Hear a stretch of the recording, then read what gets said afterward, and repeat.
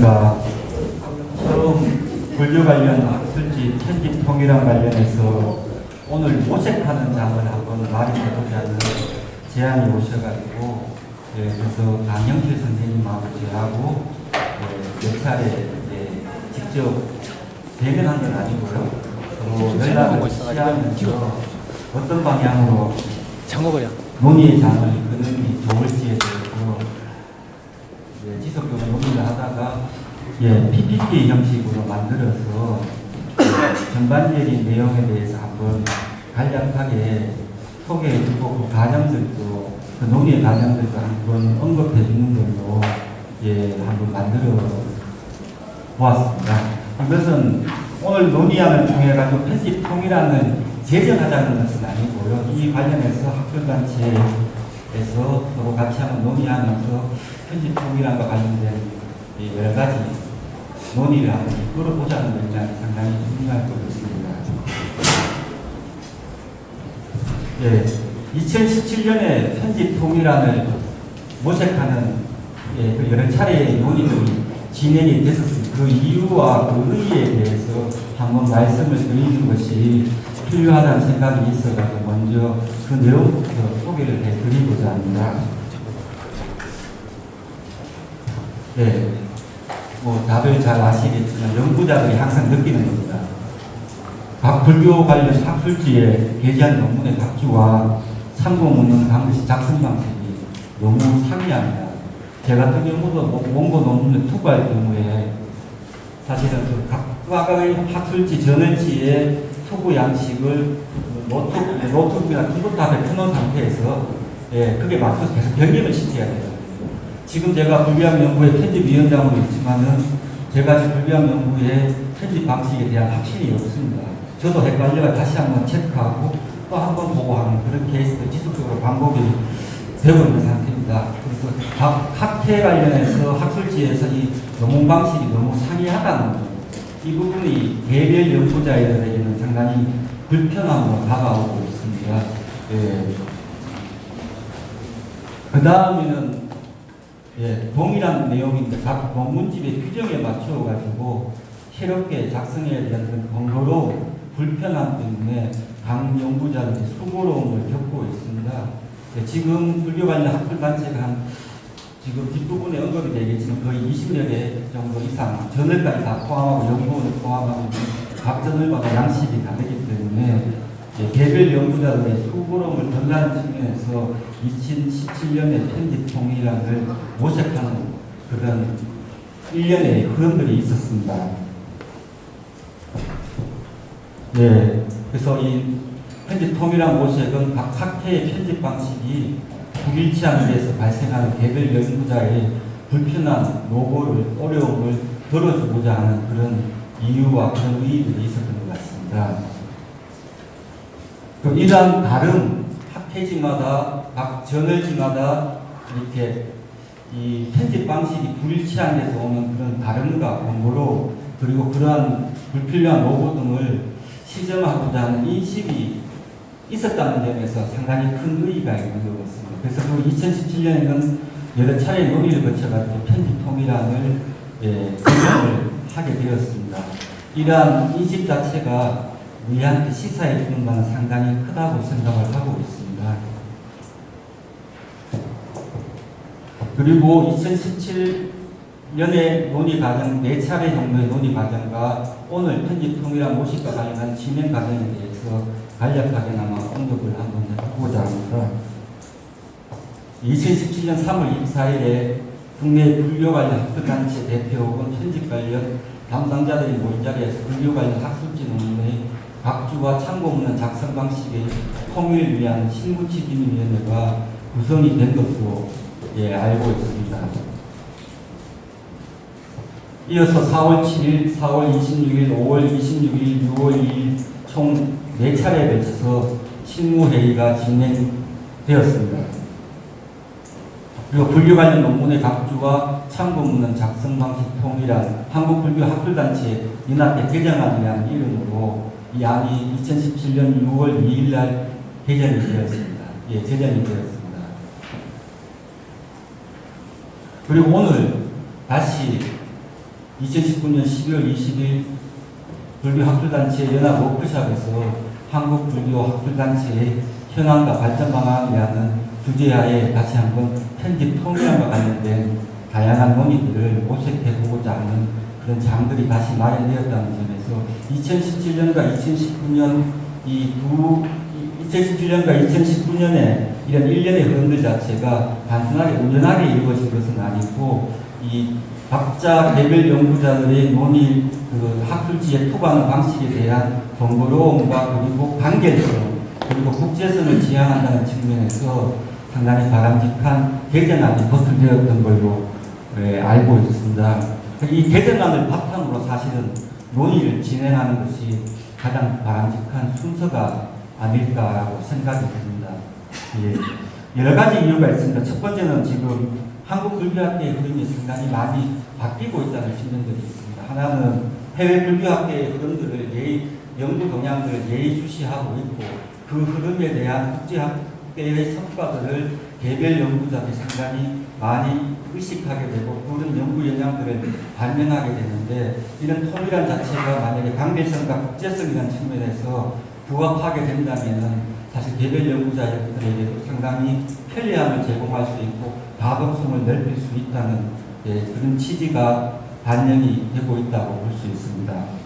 그리고 제 같은 경우도 그렇지만 원래 2019년 이후에 불교연구회 편집위원장을 맡으면서 편집위원 선생님들하고 원래 편집방 통일을 새롭게 한번 규정해보자고 논의를 이끌었었는데 내년에 저희들이 학술지 평가 때문에 결국은 올해는 안전한 측면에서 가고 내년 학술지 평가를 지나고 나서 이 편집 통일함이나 다양한 논의들 과정들을 반영해가지고 시카고 매뉴얼이나 이런 방식들을 따라가는 방향으로 하자는 편집위원들 내부 선생님들 간에 있어가지고 논의는 합의가 된 상태였거든요. 근데 저희들이 올해 바로 반영할 수 없었던 이유는 아무래도 내년 평가를 의식해서 너무 갑자기 저희들이 편집안을 바꾸는 것보다 기존 체제를 유지하고 내년 통과된 후에 저희들이 그 방향을 새롭게 한번 모색하는 방향으로 하자고 서로 합의를 이루어진 상태에서 2017년 편집 통일한 과정에 대한 의견을 존중하고 그 의견을 반영하는 방식으로 가자는 내부 의견들은 도출되었습니다. 여러 가지 이유가 있었는데 또 다른 하나는 저희들이 이번에 무진학술상을 제정하면서 영어로 된 해외 학계 학자들의 연구 논문을 투고받는데 이게 지금 저희들 불교학 연구의 투고 방식들과 박주 양식하고 일치하지 않습니다. 그래서 그 부분에 대한 불편함을 같이 한번 해결해보고자 하기 위해서 해외 연구자들도 마찬가지고 국내 연구자들도 마찬가지고 동일하게 투고 방식을 따라가면서 관계성과 국제성을 지향한다면 저희들에게도 상당히 중요한 의미가 있을 것이고 이것은 단순하게 형식적인 측면보다는 형식은 결국은 내용을 담고 있기 때문에 그런 국제성과 관계성을 지향한다는 측면에서 그런 통일한 관련된 논의를 바탕으로 해서 개별 연구자들에게 편리하고 가독성을 넓히고 편집안과 관련해서 관계성을 유지하는 방향으로 그렇게 가는 방향이 전반적으로 괜찮은 방향이 아닐까라고 라는 생각이 들고 있습니다. 2017년에 불교학계 편집 통일한 참여 학생 및 연구원입니다. 엄청나게 많습니다. 각 학회와 연구원 사이에 이 학회지 편집 규정이 다 다르기 때문에 이 2017년 통일안을 중심으로 해서 가자는 결의를 했는데 지금 이 편집 통일안을 적극적으로 반영하고 있는 학회는 전체 다는 아닙니다. 지금 한국불교학회와 제가 알기로 불교연구, 인도철학회 몇몇 연구단체들을 중심으로 해서 지금 이 편집 통일안이 제정된 것을 바탕으로 진행을 하고 있는 것으로 알고 있습니다. 그리고 나머지 학회는 논의의 장에 참여는 했지만 각각의 개별적인 학회의 그런 뭐라고 합니까? 개별성들을 존중하는 방향으로 해서 각각의 단체들이 각각의 원고 투고 규정들을 제정해서 별도로 운영하고 있는 상태입니다. 지금은.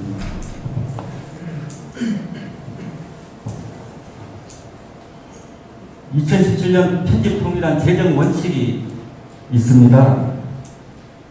첫 번째는 관계성이라는 측면에서, 예. 두 번째는 일관성이라는 측면에서, 예. 세 번째는 정합성이라는 측면에서, 네 번째는 국제성이라는 측면에서, 그 중에서 특히 아마 관계성과 국제성이 가장 중요한 측면으로 대두되었던 걸로 알고 있습니다. 예.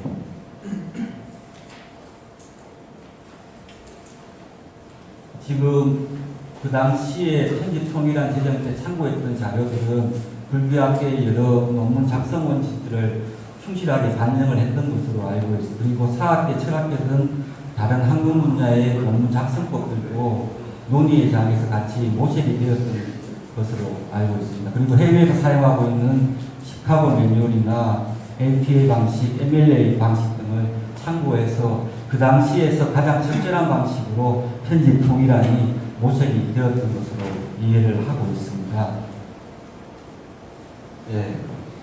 그래서 지금 몇 가지 신뢰들을 보여주고자 합니다. 강일재 선생님하고 이제 다양하게 서로 이제 그 참고 문헌이나 각조 방식이 차이들이 나는데 크게 두 가지 흐름으로 볼 수가 있을 것 같습니다. 하나는 이 저자 연도 쪽수 방식입니다. 네, 하나는. 근데 지금 보면 알 수 있듯이 2017년 통일한 방향은 홍길동 발로 열고 1987 발로 닫고 신표하고 121, 134 쪽이라고 하는. 그래서 1987년에 발간된 저자 홍길동의 논문 혹은 저서 121에서 134쪽을 의미합니다. 이전보다 상당히 관계된 측면이 있습니다. 그리고 국제적인 흐름을 따라가는 측면들을 반영을 했습니다. 아마 제가 이 발로를 넣은 것은 저자 연도를 도드라지게 하기 위한 현실적인 선택이었던 걸로 판단이 됩니다. 두 번째는 이제 전통적인 방식입니다. 지금 불교학 연구에서 따르는 방식인데, 예, 홍길동이라고 할 경우에 바로 옆에 논문 제목을 집어넣는 겁니다. 예, 한국 불교의 현지학계. 그리고 전월 이름을 넣습니다. 불교학 연구. 제 몇 집, 그 출판이 어디서 이루어졌는지 그 집어넣는 삽입을 하고 그 다음에 쪽수를 달아주는 방식입니다.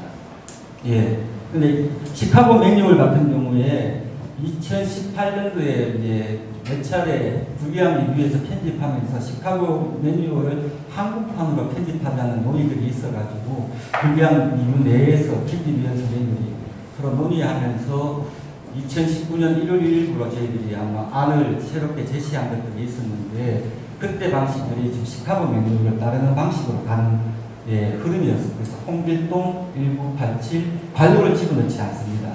관료를 집어넣지 않고 다른 시카고 매뉴얼 방식을 따라서 신표를 찍고 쪽이라고 언급을 하지 않고 121, 130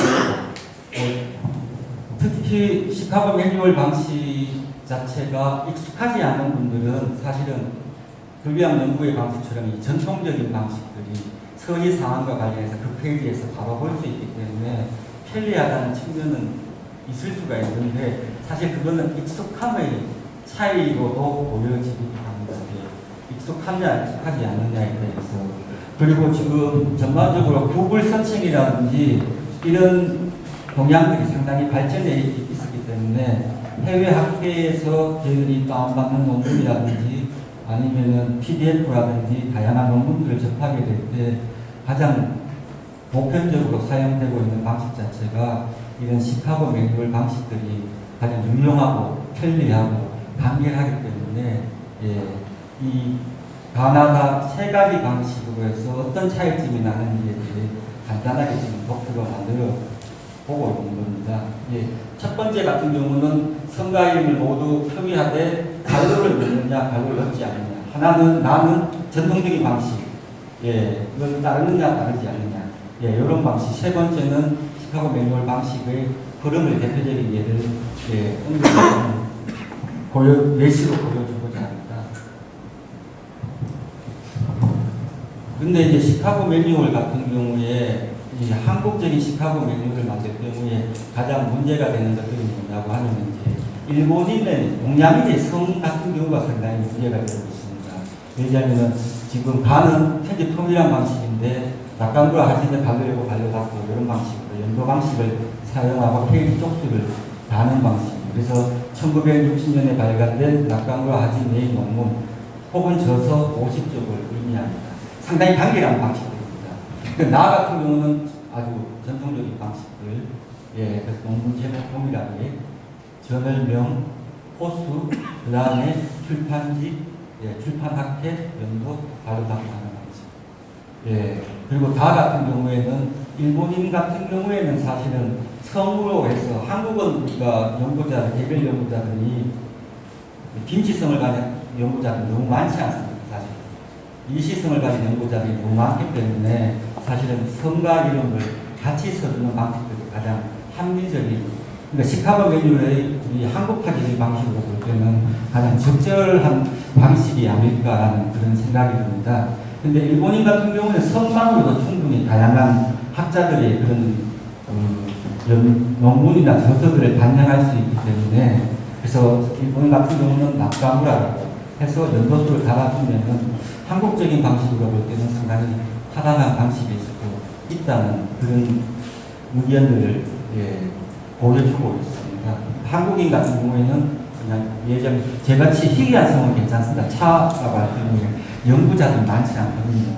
차차석 스님하고 저하고 제가 2분 정도이기 때문에, 예, 만약에 뭐 티베트 학교를 쓰면은 이거 당연히 차차석 스님이 티베트 학교 쓰지 않기 때문에 딱 아는데, 근데 만약에 빈 시성을 가진 훌륭한 학자들은 너무 많지 않습니다. 한국에서. 그럴 경우에는 결국 성과 이름이 같이 가는 방향이 사실은 시카고 매뉴얼의 현대판적인 방식으로 할 수 있는, 예, 그런 측면들이 있다는, 이렇게 하자는 것은 아닙니다. 이런 방향이 한국 학계에서 크게 보면은 3가지 방식들을 얘기할 수 있는데, 이런 부분에서 장단점이 확실하게 있는 것 같습니다. 예. 서양인 저자 같은 경우에도 보통 보면은 지금 바 같은 경우에는 상당히 관계성을 많이 확보를 했습니다. 발로를 열어가지고 연도를 명료하게 표현하고 그 다음에 페이지 수를 옆에 다는 방식입니다. 예, 스뮤타우젠 1981, 예, 23페이지, 24페이지 보면 된다는 방식이죠. 나 같은 경우는 불비한 연구의 방식인데, 예, 이름성을 써주고 그 다음에 논문 제목, 저널명 다 달아줍니다.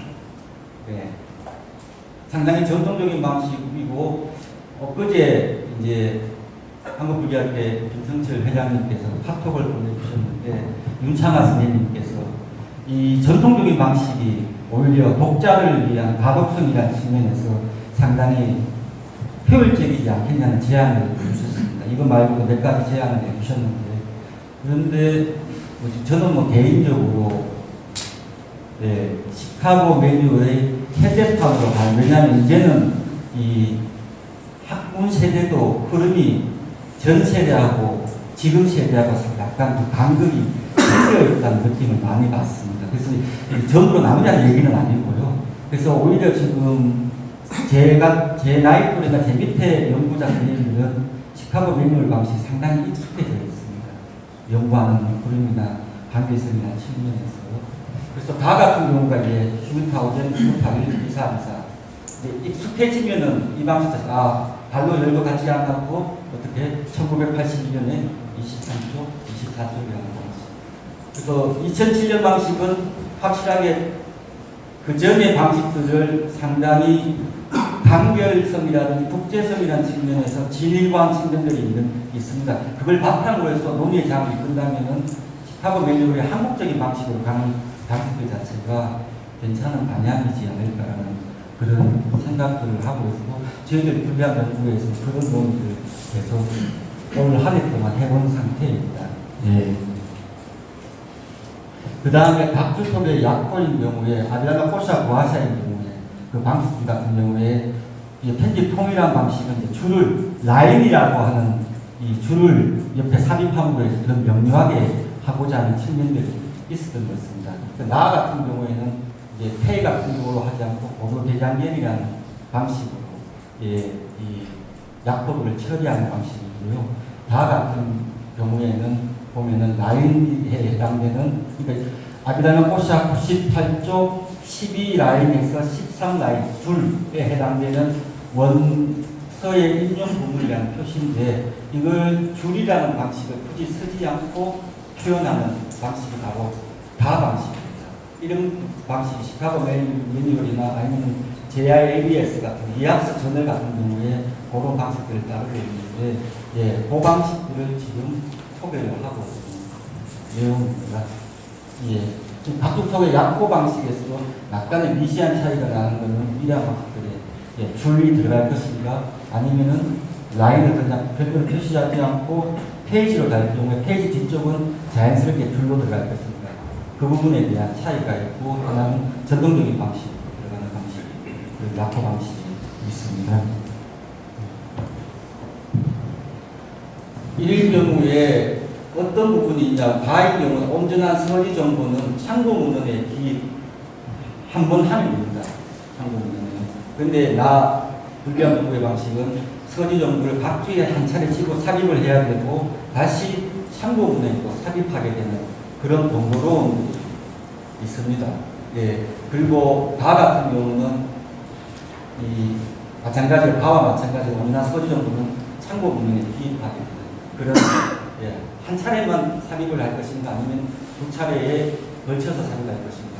엊그제 보면 윤창하 선생님 같은 경우도 가독성을 위해서는 두 차례 논문 각 주에 삽입하고 참고문에 따로 삽입하는 것이 가독성이 높다라고 하셨어요. 전통적인 상당히 예, 방식에서. 하지만 이 연구자도 그렇고 편집하는 사람 입장에서 볼 때는 이 관계성이라는 측면에서 볼 때 가독성은 이제 조금 달라지는 측면이 있지 않는가, 편리한 측면이 있습니다. 그럴 경우에 해결에 대한 문제는 역시 동양인 저자인 어떻게 할 것인가 해결에 대해서는 과제로 보여집니다. 그리고 한국인 2인 공저의 경우도 동일하게 보면은 가의 경우는 앞부분에 1인 저자나 1인 논문, 1인 저서와 동일한 케이스입니다. 홍길동, 장기사가 같은 관록을 선입하는 방식, 회의하는 방식. 나는 지금 불교학문을 사는 전통적인 오래된 방식들. 그리고 다는 관록을 치지 않고 그대로 회의를 달아주는 방식. 공조의 경우가 그렇습니다. 그 다음에 일본인 2인 공조의 경우에도 가의 방식은 이제 성하고 이름을 같이 달아주는 방식. 일본인 같은 경우는 성하고 이름을 같이 달아주고 연도하고 페이지를 달아주는 방식인데 불교한 연구의 방식은 지금 성 이름을 다 달아주고 그 다음에 전통적인 방식 책 이름 들어가고 출판사하고 관로로서 여다지 하면서 방식들입니다. 가의 경우는 일본인 같은 경우는 성으로만 충분히 명료하게 구별되기 때문에 사카사키 이렇게 해서 관로를 하는 관로는 별도로 하지 않고 이 방식대로 사용하는 시카고 매뉴얼의 약간의 현대식 매뉴얼을 따르는 방식이라고 볼 수가 있을 것 같습니다. 서양권 2인 공저의 경우에도 다와 다 같은 경우에는 관로를 열고 닫는 경우를 제외하고는 큰 차이는 없습니다. 관로가 이제 출판 연도를 편리하게 보여주느냐 보여주지 않느냐 측면이 있는데 나의 같은 경우는 이제 동양권 논문과 마찬가지로 다 달아주는 게 있습니다. 각 주에. 그리고 다시 참고 문헌에 또 한 번 달아주는 그런 측면들이 있습니다.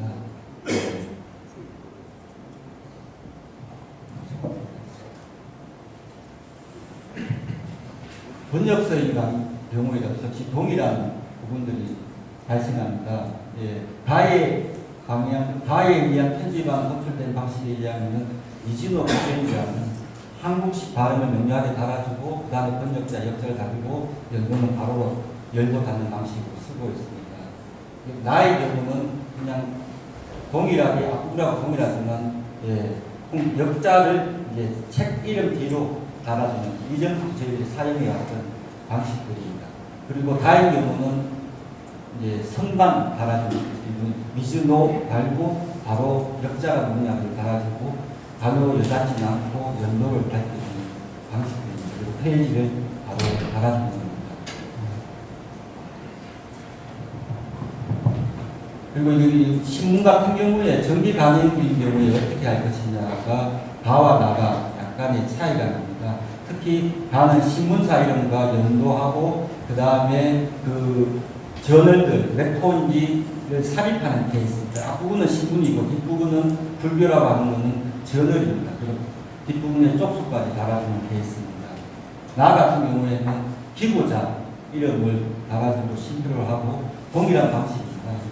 논문 어떤 저널에 어떤 글을 투고했는지를 반역을 해 꺽실을 처리를 하고 불교신문 1989년 산업이 구면이라고 달아주는 방식이 지금 대표적으로 두 가지가 달라지는 케이스. 이 부분 같은 경우도 사실 시카고 매뉴얼에서 모든 것들을 다 언급하고 있지는 않습니다. 그럴 경우에 한국적인 방식들을 어떻게 선택할 것인가는 가능하다면 몇 차례 논의의 과정을 거쳐가지고 별도로 한번 논의를 해보는 감이 필요하지 않을까라는 생각이 들고 있습니다. 정기 가능 같은 경우에는 이와 같습니다. 참고 문헌 같은 경우에도 지금 바위 같은 경우는 성을 달고 그 다음에 신표를 달아주는 케이스. 참고 문헌 같은 경우는 나이 같은 경우는 지금 불리한 연구의 방식인데 성과 관련 신표를 달지 않고 그대로 이름성을 달아주는 방식으로 쓰고 있습니다. 이것이 가장 큰 차이점입니다. 그리고 다인 같은 경우가 지금 시카고 매뉴얼을 반영하는 케이스. 그런 차이점이 성과 이름 성 쓰고 신표를 닫고 신표를 찍고 나서 이제 이름들을 쓰느냐 아니면은 그냥 그대로 책에 출판된 이름들을 쭉 따라서 쓰느냐 케이스가 그리고 나 같은 경우에는 이학수 같은 경우에 나오는 저널들 얘를 달아놓은 바와 달아 역시 성 쓰고 신표하고 그 다음에 이름을 달아서 하는 방법 이런 방식들의 흐름들이 있습니다.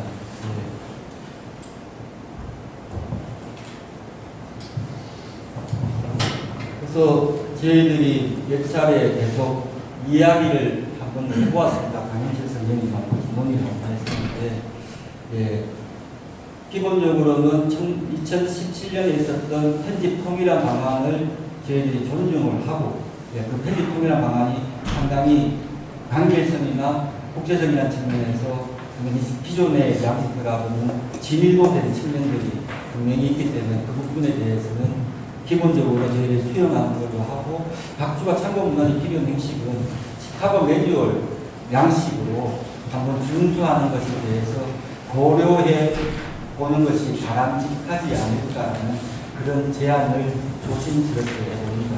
사실은 각자 저널마다 각자 연구자마다 각 학회마다 입장이 명료하게 있습니다.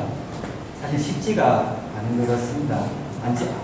쉽지 않음에도 불구하고 2017년에 그런 통일함이 모색했다는 것 자체가 상당히 중요한 의미를 가지고 있고 오늘 다시 이걸 발표의 형식으로 한다는 것 자체가 상당히 의미 있는 논의의 모색이라고 생각이 듭니다. 그래서 이 부분과 관련해서는 조심스럽게 한번 제안을 해보고요. 그리고 시카고 매뉴얼을 따를 경우에 지금은 간단하게 보면은 연도하고 저자, 연도, 쪽수 문제 그리고 참고 문헌에 들어갔을 경우에 이 성과 신표 찍고 이런 문제 이 부분에 대한 큰 차이가 명료하게 드러나고 있고 나머지에 인용하는 문제 예를 재인용이라든지 앞에서 인용했던 논문이나 저서들을 다시 언급하는 경우에 그 부분에 대한 미시한 테크닉이 더 필요합니다. 그 부분에 대해서는 지금 너무 복잡하게 안 가기 위해서 논의장으로 이끌어내지는 않겠습니다. 그리고 또 하나의 문제는 동양학권 저서와 논문을 언급할 때 이 일본인 같은 경우는 성으로 충분히 가능한데 한국인이나 중국인 학자인 경우에 성만으로 해결되지 않기 때문에 앞부분에 말씀드린 차상적이면 오케이인데 다른 연구자 선생님이 불가능하다는 얘기죠. 그럴 경우에 한국인이나 중국인 학자인 경우는 성하고 이름을 같이 쓰는 방식으로 그런 방식들에 대해서 한번 그런 논의를 한번 해보고 한번 이 장을 한번 붙잡아내는 것도 괜찮은 방식이라는 생각이 들고 있습니다. 여기까지는 제가 발표를 하고 그 다음에는 우리 강현재 선생님께서 이어서 또 얘기를 해드리도록 하겠습니다.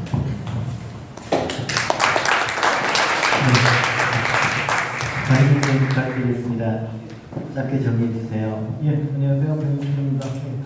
제가 처음에 여기 이제 논평자로 처음 이제 지정이 됐을 때, 지금 이제 공동 발표자로 중간에 바뀌었습니다만은 지정이 됐을 때 제가 좀 적절한 사람이 이제 아니지 않나라는 생각을 이제 계속 했습니다. 그 이유 중에 하나가 이런 이제 논의가 있을 때 이제 사실은 이제 차상섭 선생님이 이제 제시하시는 이제 전반적인 문제에 대해서 큰 틀 안에서는 저도 크게 이제 반대 의견이 없기 때문에 오히려 이제 반대되는 쪽 의견을 가진 분을 모셔가지고 좀 대놓고 좀 얘기를 좀 나누거나 좀 싸우는 자리를 만드는 게 오히려 논의를 활성화시키는데 좀 좋지 않나라는 생각을 이제 계속 했었는데, 그래서 오늘 저는 이제 이 자리에서는 근데 제 이제 의견을 얘기하기보다는 제가 그동안 주로 들었던 얘기들과 그리고 이제 실질적으로 제가 이제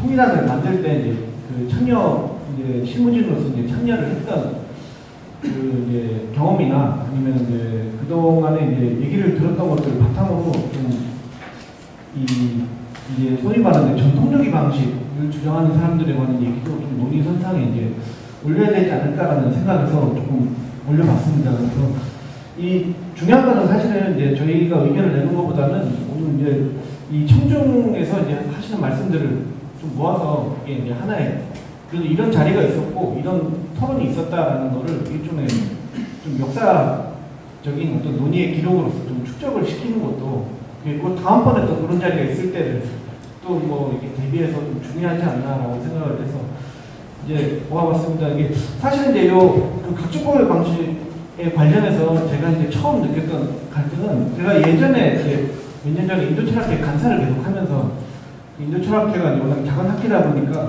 실질적으로 이제 총무이사와, 그러니까 저 총무 간사와 편집 간사 일을 동시에 하게 되는데, 그때 이제 인도철학회가 사실은 이제 초창기에 그 저자 연도 방식을 사용했던 학회 중에 하나라서 그런 의견을 되게 많이 들었습니다. 왜 이 방식을 쓰냐는 의견을 주로 이제 회장님들한테 얘기를 못하고 이제 만만한 간사한테 주로 얘기를 하시니까, 또 이제 보내다가 자기는 이제 그 저자 연도 방식을 못 쓰겠으니까 그냥 와서 이제 강간사라고 불렸었는데, 강간사가 좀 바꿔달라고 뭐 이런 종류의 이제 제안을 꽤 많이 받았습니다. 이게 뭐 바꿔달라거나 아니면은 이게 이 저자인 내가 책임을 다 질 테니까 나는 그 각주 방식을 인정할 수가 없으니까 그냥 나는 옛날 방식대로 쓸 테니까 그걸 그대로 실어달라는 요구를 실제로 많이 받기도 할 정도로, 이 전통적인 방식이랑 이제 저자 연도 방식으로 이제 교체하는 과정에서 있었던 불편함이나 이제 불만에 대한 소리를 지금 저는 꽤 많이 들어왔기 때문에, 여기 이제 제가 소개하는 이제 의견들은 이제 제 의견이 아니라 그 어떤 경우는 이제 10수차례 들은 의견도 있기도 하고 최소한 2차례 이상을 들었던 내용들을 좀 모았습니다. 그래서 조금 이제 저기 PPT가 중간에 바뀌면서 아마 저 자료집에 있는 내용이랑 뭐 한두 가지 글자가 이제 좀 바뀔 텐데, 자료집에 있는 게 제가 한번 교정을 본 거고 이건 교정을 안 본 거지만 뭐 내용에 큰 차이가 없어서 그대로 그냥 보여드리겠습니다. 첫 번째로 이제 가장 이제 요 논의의 이제 논점이 뭐냐면, 결국 이제 뭐 일관성, 정확성, 뭐 관계성, 국제성이라는 이제 원칙에서 봤을 때 뭐 일관성이나 정확성에 대해서 이제 뭐 반대를 하시는 분들은 아마 이제 없으실 테고, 근데 간결성과 국제성의 부분에서 사실은 의견의 차이가 갈리면서 저자 연도 방식에 관한 이제 좀 갈등이 있는 것 같습니다. 제가 들었던 의견은 사실 이제 너무 이제 갑자기 변하게 되면서 논문 작성을 할 때 효율이 이제 떨어진다는 것과, 아까 이제 윤창호 선생님 그 의견을 소개를 시켜주셨는데 가독성이 너무 떨어진다는 얘기를 꽤 많이 들었습니다. 근데 이건 사실 이제 좀 익숙하면 문제이기도 한데, 제 개인적으로는 요 저자 연도 방식을 더 이제 많이 쓰다 보니까 가독성 측면에서 이쪽이 좀 오히려 더 편한데, 반대로 생각하시는 분들도 분명히,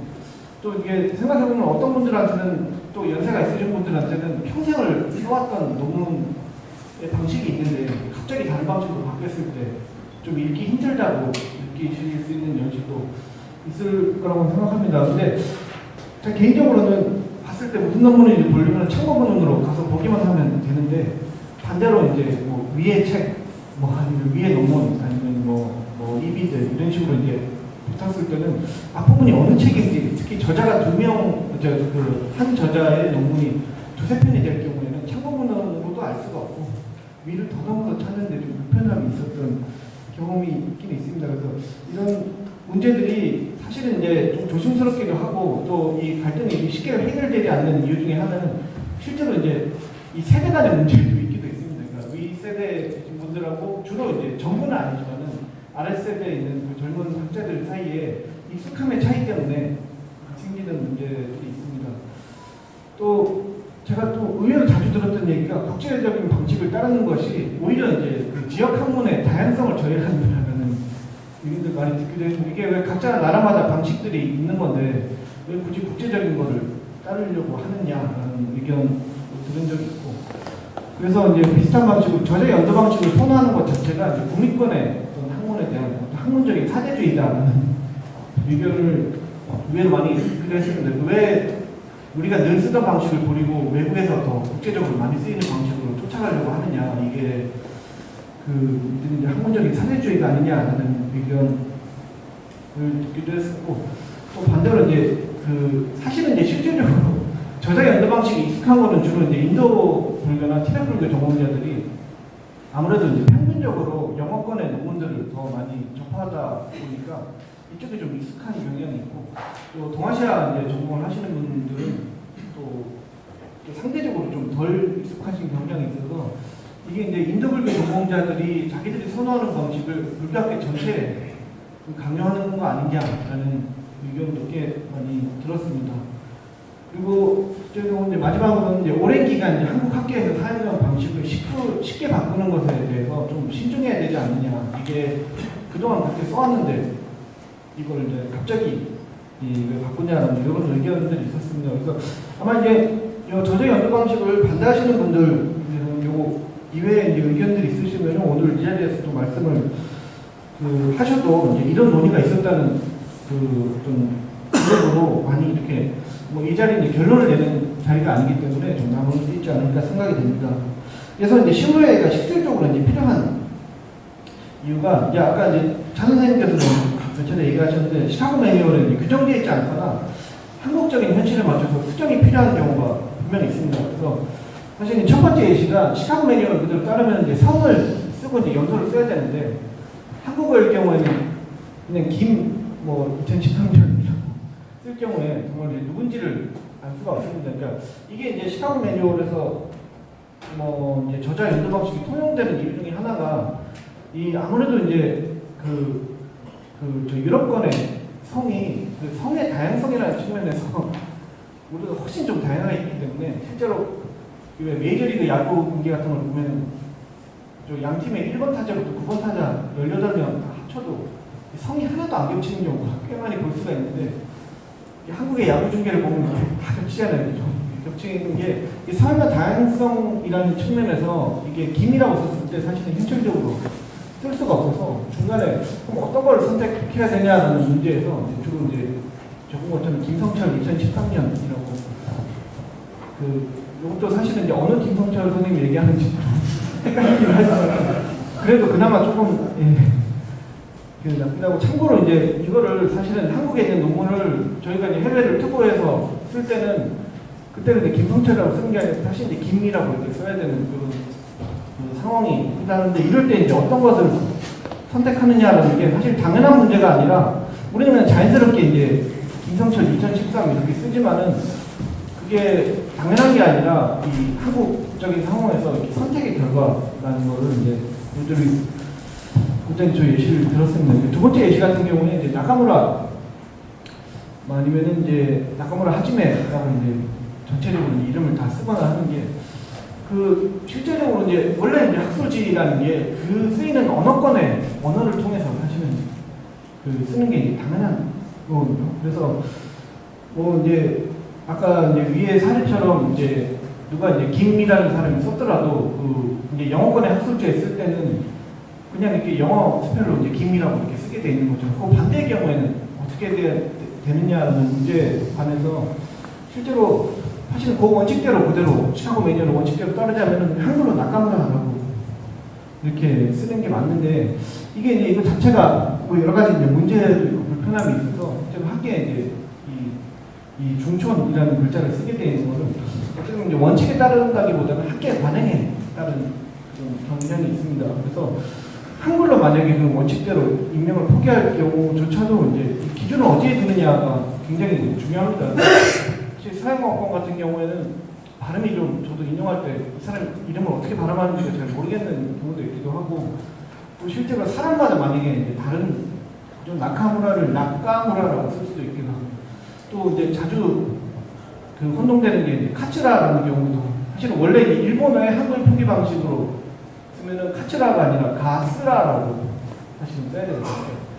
근데 그럴 경우에 이제 어느 쪽을 이제 선택을 해야 되느냐 아니면 어느 쪽의 기준을 두고 선택을 해야 되느냐 이게 또 요즘에 특히나 이제 검색이라는 게 중요한 그 이제 테마가 되기 때문에 이제 어떤 쪽이 이제 검색에 더 이제 효율적인가라는 부분까지도 이제 고려를 해서 지금 선택을 하지 않으면 안 되는 그 실질적인 내용들이 있습니다. 그래서 뭐 결론적으로는 시카고 매뉴얼을 완전히 그대로 사용하는 것은 한국어 논문에서는 애초에 이제 불가능하기 때문에 어떤 식으로든 이제 반드시 그 결정을 해야 되는 상황이 존재하고 그거에 관해서는 좀 논의가 필요하다는 거고 또 마지막으로 그 사실 일본에서 수용하는 과정이 그 이제 서양어권의 논문들을 그 박주법을 수용하는 과정이 실질적으로 한국어에 이게 비판 없이 들어가는 경우가 많습니다. 그게 비판 없이 들어갔다고 해서 나쁜 게 아니라 효율적이니까 이제 사용되기는 했는데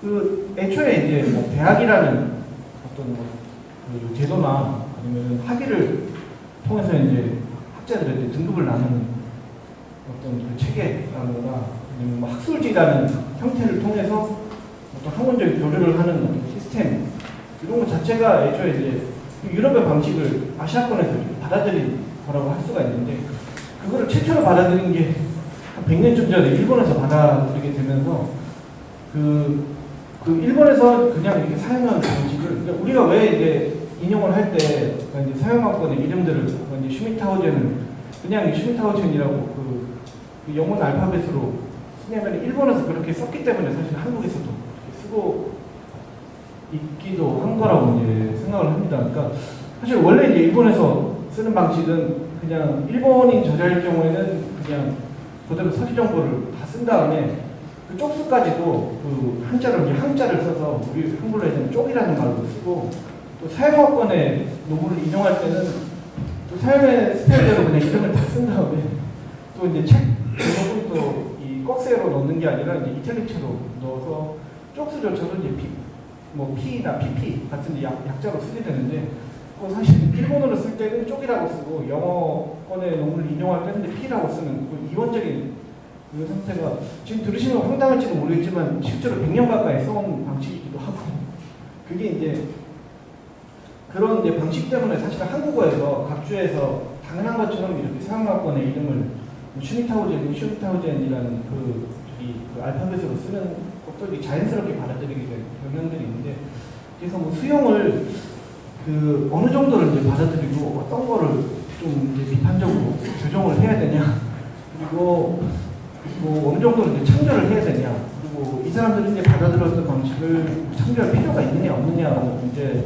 의해서 이게 어떤 게 이제 들어온 거고 어떤 게 저희가 이제 한번 이제 좀 생각할 필요가 있는 것 같습니다. 그래서 좀 논의해야 될 상황을 좀 이제 제가 이제 의견을 제시하는 게 아니라 좀 말씀을 드리면은 이런 의견도 사실은 꽤 많이 들었습니다. 통일하는 뭐 생각 필요가 있는가라는 의견을 의외로 제가 이제 이쪽에서는 얘기를 못하고 좀 만만한 젊은 학생들한테 따지면은 왜 통일하는 굳이 만들려고 하냐 뭐 이게 간단히 좀 정리. 예. 그래서 이 뭐랄까 통일하니 뭐 학회마다 다른 방식을 쓰는 게 오히려 학문적인 다양성을 존중하는 게 아니냐 이런 의외로 이런 이 뭐랄까 항의를 저한테 하시는 분들이 꽤 많았습니다. 그리고 또 중요한 거는 이제 사실은 회장단이나 집행부가 교체되면은 각주법이라는 게 쉽게 너무 바뀔 수 있습니다. 제도상으로. 그러니까 지금 여기 이제 회장님들이 여러분이 계시지만은 한 2년 정도 뒤에도 계속 회장을 하고 계시는 분은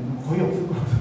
연임을 하지 않는 이상은 여기 계신 분들이 2년 뒤에는 아무도 회장이 아닌 상태로 계시면은 새로운 회장단이 아니 나는 지금까지 해오던 거 싫으니까 이걸로 다시 돌릴래, 이걸로 다시 바꿀래라고 하면은 학회 구조상 굉장히 쉽게 바꿀 수가 있습니다. 모여가지고 운영위원회에서 결정을 해서 바꿔버리면 그걸로 사실 끝나거든요. 끝나기 때문에 실질적으로 이렇게 회의를 해도 현재 학회라는 것의 구조상 너무 이제 쉽게 바뀔 수 있는 그런 상황이 이제 문제가 되고 있습니다. 그리고 가장 이제 중요한 이슈가 그 해외학계 방식을 좀 효율적인 방식으로 이제 수정하는 것. 이게 어떻게 보면 이제 통일한 내용이 이제 그거에 가까운데, 통일하는 것은 우리나라 방식에 맞춰서 아니면 좀 더 효율적인 방식으로 우리가 연구를 하는 것을 지향해야 되는가, 아니면은 오히려 그게 이제 국제성을 망칠 수 있기 때문에 최대한 해외에서 쓰는 방식에 가깝게 따라야 되는가라는 것도 사실은 논의의 사항이 될 수가 있습니다. 그리고 이것들을 이제 실질적으로 이런 갈등이 있으면은 좀 절충해서 만드는 게 이 고려의 대상이 될 수가 있는가, 절충하지 굳이 만드는 게 좀 의미가 있는가라는 데 대해서도 그 얘기를 해볼 수가 있고, 그리고 통일하는 이제 과정으로 받아들여야 되는가, 아니면은 국제화를 최종적인 목표로 삼아야 하는가라는 문제에 대해서도 저희가 뭐 이제 그 각주법이나 이런 것들이 실제로 정해놓고 이제 막 뭐 10년, 20년 이렇게 가는 게 아니라 실제로 이제 하나의 생명체처럼 계속 꾸준히 이렇게 바뀌게 마련인데, 그 과정이나 아니면 변화를 하는 그 속도를 어떻게 잡아야 되고, 최종적으로 좀 어떻게 어느 방향을 지향해야 되는가라는 그 최종적인 목적을 우리가 이제 설정할 필요가 있는가 없는가에 대해서도 사실은 좀 저는 그냥 여기 계신 이제 차상 선생님하고 얘기를 하는 게 좀 청정분들한테 얘기를 돌려서 의견들을 저희가 조금 그 수렴하는 어떤 자리를 만드는 게 의미가 있지 않나라고 생각을 했습니다. 이상 감사합니다. 네, 감사합니다. 좋은 발표 해주신 현상 교수님, 강신원 교수님 감사드립니다. 예, 뜨거운 박수 부탁드리겠습니다. 감사합니다. 네. 자, 그러면 뭐 지금 이 세션에서는 따로 두 분이 뭐 토론이나 질문은 필요 없을 것 같고요. 청중에서 의견, 예, 좀 자리에 앉으십시오. 부분에 대한 발표에 대한 의견에 대해서 코멘트를 해주시기 바랍니다. 도수학 교수님. 안녕하세요. 도수학입니다. 사실 그거는 굉장히 복잡한 문제고 2017년도에 일종의 통일안을 만들었다고 했는데 거기에 참여 안 한 제가 뭐 감히 이렇게 좀 문제점을 지적하는 게 사람지 않을 수 있겠지만 몇 가지 오해를 좀 감사하고 있어서 말씀드립니다. 시카고 매뉴얼이라고 하는 거 자꾸 언급하시는데, 시카고 매뉴얼 여기 보시면 이제 2010년도에 16대 판이 나왔다고 하고 계속해서 이걸 개정하고 있고요. 시카고 매뉴얼 한번 검색해 보시면 아시겠지만은 1000페이지가 넘는 매뉴얼이에요. 그 안에서 온갖 사료를 다 다루고 있거든요.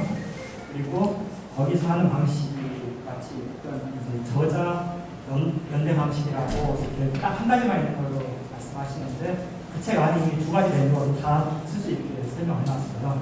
그러니까 전통적인 각주 방식을 쓰든지 저자 연대 방식을 쓰든지.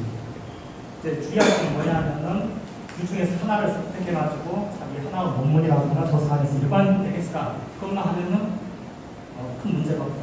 이건 달리 말하면 시카고 매뉴얼 자체가 어떤 그 안에서 신축성을 허용하고 있다는 거거든요. 그리고 이제 좀 문제가 되는 게 뭐냐면은 여기서 아까 시카고 매뉴얼 방식을 쓰든지 또는 이제 옛날 전통적인 각주 방식을 썼을 때 각주에 있는 것을 갖다가 또 뒤에 참고문헌 목록할 때 똑같이 겹치면 된다 했는데, 시카고 매뉴얼 안에서는 각주 방식을 쓰더라도 참고문헌 목록 쓸 때 좀 바뀌는 부분이 있습니다. 그 서양어권 그 논문들을 인용할 때는 각주 방식에서는 우리가 이제 서양 사람 이름 쓸 때처럼 먼저 이제 이름을 말하고 그다음에 성을 씁니다. 그리고 콤마를 쓰고 책이나 논문제를 쓰고 또 콤마, 그리고 페이지를 P나 PP 없이 씁니다. 근데 그게 이제 참고문헌 목록으로 가면은 성하고 이름의 위치를 바꾸죠. 성이 먼저 나오고 이름 나오고, 그 다음에 중요한 게 뭐냐면은 콤마를 찍는 게 아니라 마침표를 찍어요. 그리고 그 논문 제목 쓰고 마침표를 찍고, 이 디테일로 들어가면 굉장히 복잡한 문제가 있거든요. 그래서 그거는 쉽게 결정할 문제가 아니고 진짜 아까 말씀하신 것처럼 좀 치열하게 준비를 해야 되는 문제고, 제가 한 가지만 더 말씀드리자면은 그 PP 요것도 쉬운 문제가 아니고, 그걸 또 빼버렸을 경우에 또 오히려 더 간편한 것만 있는 게 아니고 더 헷갈리는 부분도 있어요. 예를 들면은 뭐 연속되는 페이지는 이제 중간에 숫자 사이에다가 이렇게 대시를 하이픈을 넣고 하면 되는데 사실은 관련된 내용이 이렇게 뭐 13페이지, 18페이지가 있고 20페이지 중간 콤마를 찍어야 되잖아요. 그렇게 여러 개 올 수 있단 말이에요. 그러면은 거기에 다 T나 PP 이걸 빼버리고 쓰면은 이게 페이지를 가리키는 건지 여기 보면 이제 어떤 빙하 텍스트에 라인을 표시하기 위한 경우가 있는데 그게 또 구별이 안 된단 말이에요. 적절하게 또 어떤 경우에는 허용해야 되는 그런 상황이 있습니다. 그래서 저 같으면은 그 고전에서 이용할 경우에는 그냥 그 페이지 다음에 바로 마침표를 찍고 공백 없이 붙여서 라인을 쓰고 이렇게 하는 것도 하나 알아볼 수 있을 것 같아요. 그건 안 되겠습니까? 죄송합니다. 뒤에 전혀 안 되겠습니다. 제가 안 누르고 발음 표정이 안 돼서. 가까이. 발음이 안 좋은 게 아니고요. 마이크가 안 뭐, 앞에 계신 분들은 다 들으셨을 것 같아요. 뒤에 계신 분들은 전혀 안 들으셨어요. 좀 시간이 없어서 사실은 이게 뭐 쉬운 문제가 아니고요. 시카고 매뉴얼 제가 몇 가지 이야기했지만은 시카고 매뉴얼 자체가 저자 연대 표기 방식인 것처럼 그렇게 이제 생각하실 것 같은데 그게 아니고 시카고 매뉴얼이 굉장히 오랜 역사를 가지고 오고 그 매뉴얼북 자체가 1000페이지가 넘는 담대한 분량인 것입니다. 그 안에서 저자 연대 방식뿐만 아니라 전통적인 각주 방식도 다 설명을 하고 있어요. 그렇기 때문에 그 부분은 좀 정리를 해주셔야 될 것 같고 페이지 번호를 어떤 경우에는 뭐 P, PP 이렇게 쓰고 어떤 경우에는 그냥 숫자만 이제 붙여서 표기하는데 숫자만 하는 것이 편리해 보이기도 하지만은 때로는 또 혼동의 여지도 있기 때문에 이런 문제는 좀 더 출판하는 쪽에 어떤 전문가들 입장도 좀 들어봐야 되고 사실 시카고 매뉴얼 자체가 만들어진 게 도서관 이제 라이브러리에 의해서 만들어진 거거든요. 그런 점을 고려할 때 이거는 뭐 학자들만 여기에서도 답이 안 나오는 문제라고 생각합니다. 뭐 여러 가지 의견이 나올 거라고 생각합니다. 네, 감사합니다. 네. 자, 그러면 또 뭐 먼저 조은수 교수님. 네. 여보세요? 예. 전체적으로 그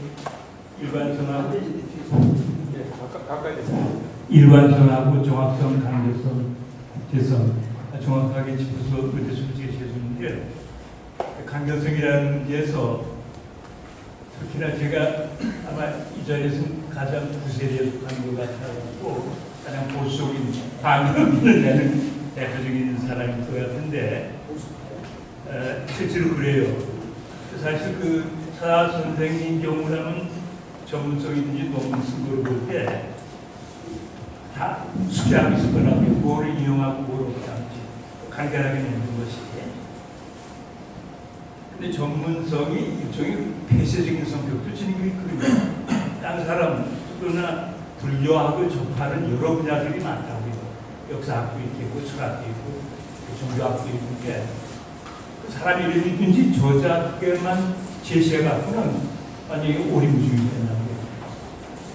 저희 다독성이라고 하는데 그런 걸로 하면 오히려 아까 하나 세 개로 제시해 주는데 하나 같은 것이 좀 참 좋은 것 같이 늙은 세대가 아니라 다른 분야에서 접근이든지 그게 지금 뭘 말하는지 딱 보면서 일관성 있게 머리에 떠오를 수 있는 뒤까지 가서 들춰보고 그 레퍼런스가 어떻게 되는지 그걸 공부하는 게 좋지 않겠지만 가장 현장적인 현실적인 면에서 말씀을 드리고요.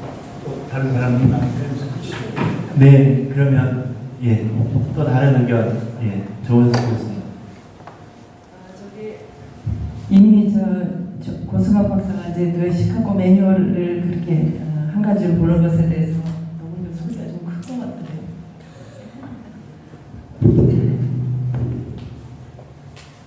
벌써 지적을 했기 때문에 말씀드릴 거는 없을 것 같습니다만 그게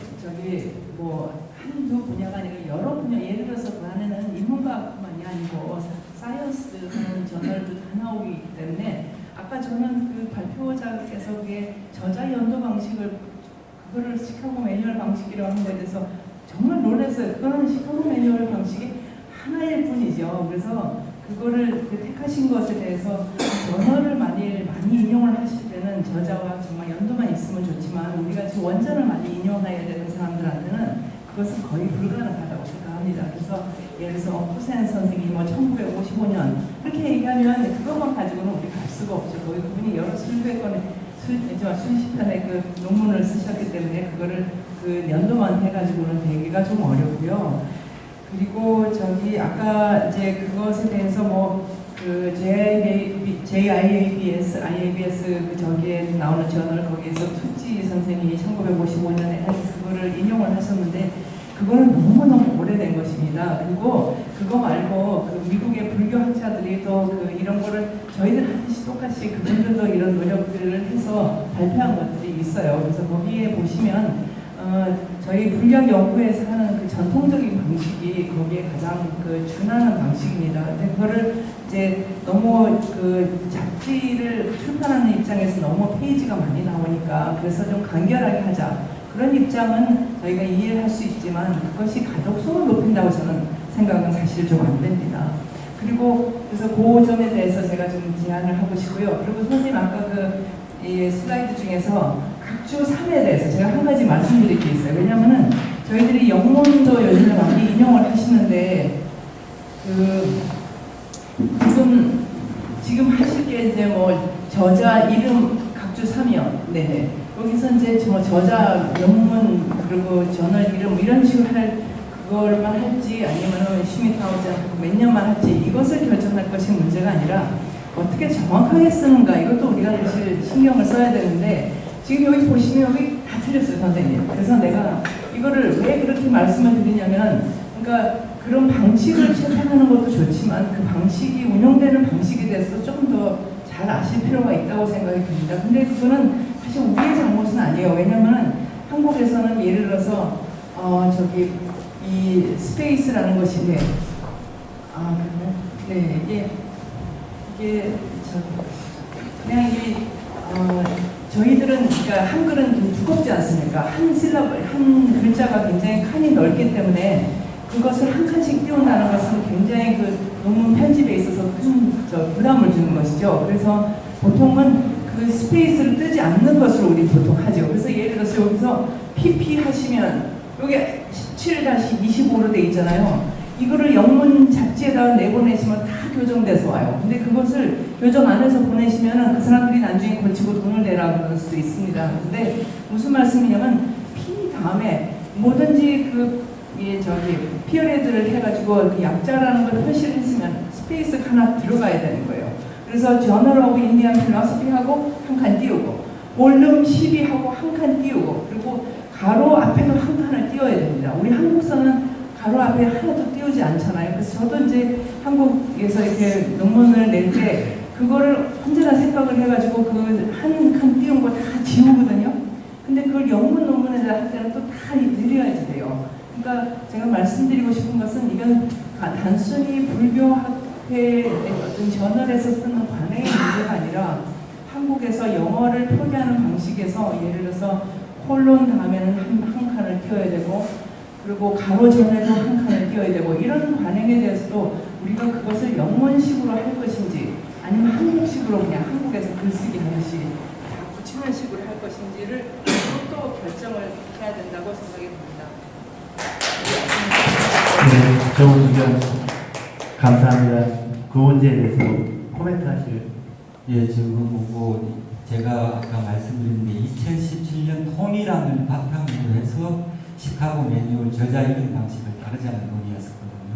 그러니까 이게 시카고 매뉴얼의 다양한 방식에 있어요. 우리가 시카고의 하나의 방식이 있다는 게 아니고 왜냐하면 2017년 방식을 이미 통일안이 제정되었기 때문에 그 통일안을 존중하고 그 상태에서 우리가 이 시카고 매뉴얼에 대한 저자 연도 페이지 수를 그 한국적인 방식으로 그 통일한 바탕으로 해서 진행하는 방향이 좋을 것 같다는 그런 제안이었습니다. 예, 왜냐하면은 이전에 통일한 방향을 무시할 수는 없거든요. 그 논의 자체, 그 인식 자체가 상당히 중요하기 때문에 그런 방향에서 얘기를 했는 거고, 나 같은 경우는 지금 이제 불교학 연구에서 지금 쓰는 방향을 그대로 지금 옮겨놓은 방식을 제가 소개하는, 예, 그래서 이게 제 방식이 아닌, 저희들도 편집회의에서 계속 논의들을 했었거든요. 강승현 선생님도 편집이사가 계시지만, 이 방식 자체에 대해서 저희들이 문제점이 있다는 걸 확실히 인지하고 있기 때문에, 그 방식에 대한 것들, 가의 방식, 나의 방식, 나의 방식이고, 그리고 그 부분에 대한 논의를 좀 그냥 제안을 해보는 겁니다. 예. 네. 2017년 방식을 다시 폐기할 수는 없을 것 같습니다. 2017년 방식은 저희들이 존중을 해줘야 되거든요.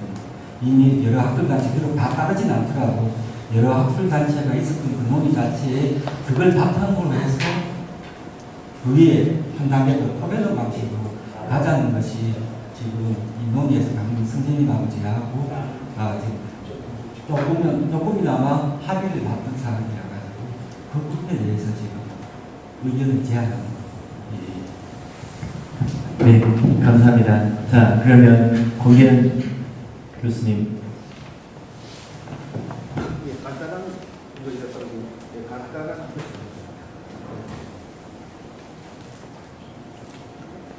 간단한 간단하게 하는 질문하겠습니다. 다른 거 아니고 지금 연구재단 같은 데서 논문 인용 빈도 횟수에 관한 부분이 있는데 지금 이 방식들 전체가 다 그게 허용이 되는 건지 안 되는 건지에 관해서 궁금합니다.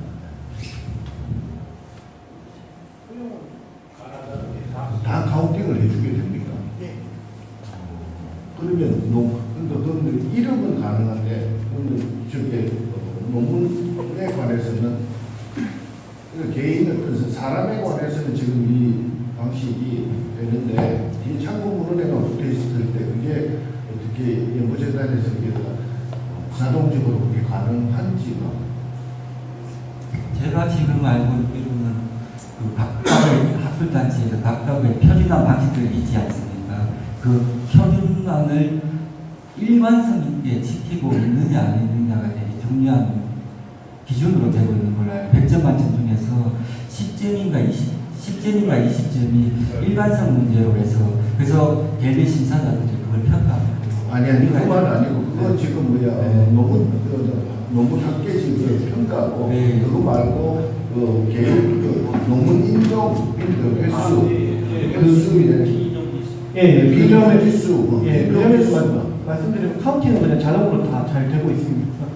지금 한국불교학회나 뭐 인도철학회에도 투고를 하거나 뭐 인용 지수를 좀 확인을 해보면은 뭐 그 인용 카운팅은 전혀 문제 없이 그냥 한국 그 저기 연구재단에서 그냥 뭐 어떤 방식을 쓰든 간에 계속 간단하게 진행이 이렇게 자동으로 카운팅이 되고 있습니다. 저도 지금 어떤 방식으로 연구재단에서 어떻게 검색 해석이 되는지는 잘 모르겠는데 평당 하나씩. 그까지는 그거는 이제 평당 하나씩 뭐 2개, 3개는 안 해주는데 지금 그 카운팅 되고 있잖아요. 지금 개인 우리 검색 들어가면 논문에 관해서 인용 비인용 지수가 나오는데 일단 저게 이런 전체 세 가지 아까 4가지까지 이게 다 허용된다 하면 뭐 관계는 없겠는데 그러면 어느 정도 되는데 그 수치에 관해서 어떻게 되는지 한번 그거 다음에 좀 더 정확하게 한번 확인해 주시면 고맙겠습니다. 예, 그리고 또 다른 의견. 예. 지금 저는 한번 청중 많이 모이셨기 때문에 아까 이제 이렇게 가로는 국사 판략 쓸 방식하고 논문 제목 다 쓸 방식하고 다섯을 한번 타결해 보겠습니다. 왜냐하면 이 불교 이문학 논문집 중에요 일반인이 제일 많이 보는 논문집이 불교학 논문집이랍니다. 무슨 얘기냐면 국사학, 국어학 같은 경우는 전문학자 봅니다. 우리는 스님들하고 일반 학자들이 다 다운 받아봅니다. 그래서 우리가 논문 쓰지만은요 상상 이상으로 그러니까 피인용 지수가 낮아도요 굉장히 많이 있습니다.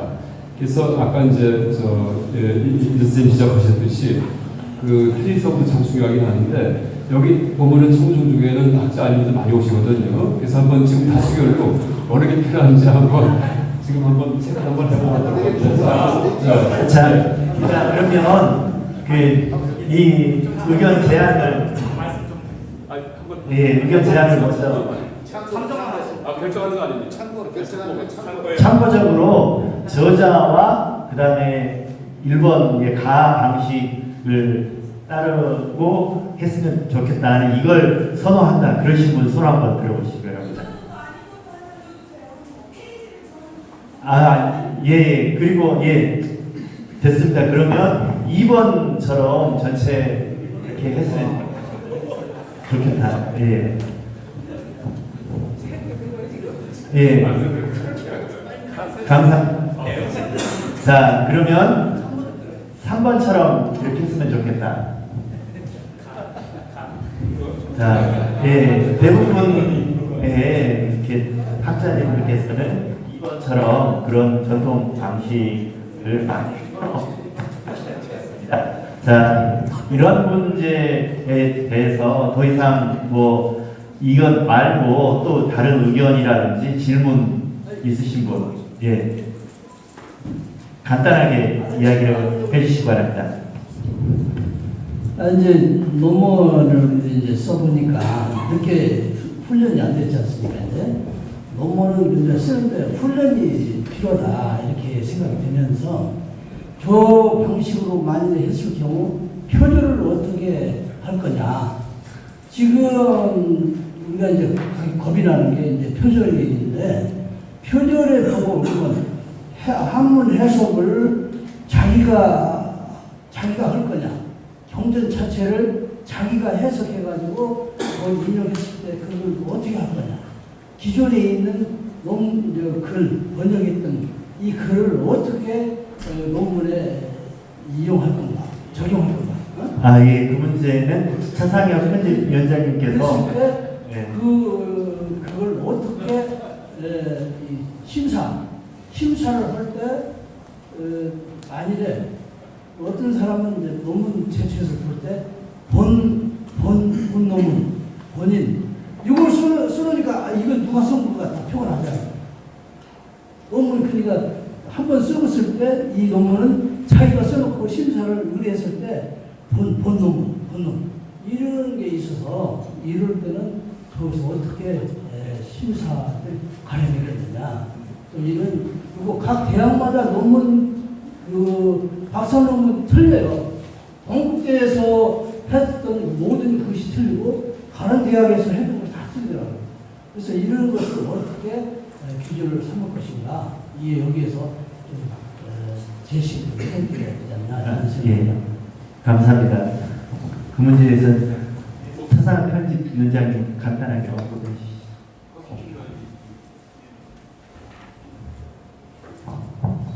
예, 그 표절에 관해서는 요즘에 이제 그냥 카피킬러를 돌리면은 사실은 간단하게 어느 정도의 표절까지는 작업하는 수가 있고, 실제로 이제 그 카피킬러를 피해서 표절을 하는 경우를 막기 위해서 사실은 이제 심사라는 게 있기도 하고, 또 반대로 표절 문제에 관해서 이미 발간이 되더라도 이런 표절이 있으면은 실질적으로 이제 카피킬러에는 안 걸리지만은 이제 이 내용상 표절이다라는 건 언제든지 신고를 할 수 있는 시스템이 있기 때문에 이제 문제가 없고, 각 대학마다는 사실은 그 대학마다 각주법이 정해져 있지는 않습니다. 제가 알기로는. 그래서 그 같은 학교 안에서도 다 여러 가지 각주법이 쓰이고 있기 때문에 대학하고 상관없이 그냥 보통 이제 지도교수가 시키는 대로 예, 있는 것 같습니다.